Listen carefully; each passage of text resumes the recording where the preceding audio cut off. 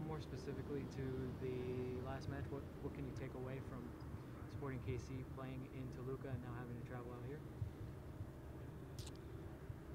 First, they played really well in both legs, so um, they represented themselves. They played good football. They were dominant,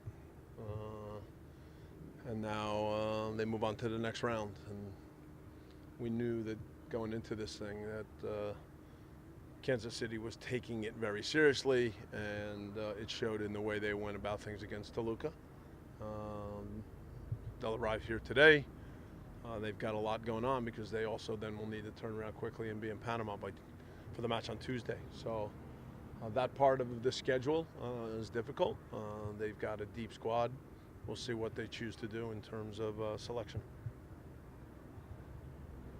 Where would you assess Carlos Vela right now as far as where he stands in form, physical fitness that is? I thought the first half against Vancouver the other day, he was really good.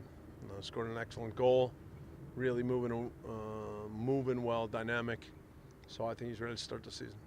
Nothing to worry about the Carlos injury last weekend? That's in the rear-view mirror. All right? That's old. No, he came out of it fine. How much of that intensity level for that final preseason can you take away that maybe it stood above some other of the games to get you ready, like the dress rehearsal, for lack of a better expression, for this game? I think as you get closer to the season, it's normal. Everybody's excited and understands that level of intensity, tempo, all need to get cranked up to make sure that you're ready to go in the first match. Last season were 68 goals in the season for LAFC. How the expectation for this coming season? Last season, we were certainly a team that created a lot of chances, and we felt good about that. We scored a lot of goals. Sometimes we look at advantages where we didn't score, and we feel like there were many more goals there for us. But we also know that in order to be a complete team that we have to defend better. We also gave up more goals than the top teams normally allow, so we've got to improve in all areas. You guys had an outstanding season as far as the fan base is concerned, and the fans just came out of the woodworks and a lot of support for you guys. What is is there any kind of locker room talk about the fan base, and are you players saying anything about that?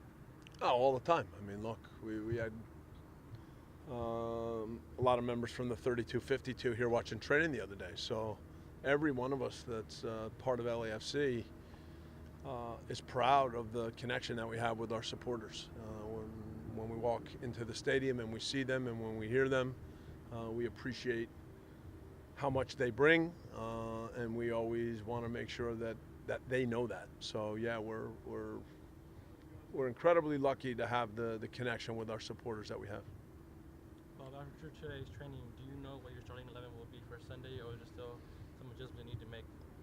I think we're close. There's always a couple things that you think through at the end, but the way preseason has played out, I think we have a pretty good idea. As far as Dio and Christian, what's your assessment with them as far as how? Christian's had a very good preseason. He came in following the national team camp, so that extra work that he got, you could see right away in the way he went about things.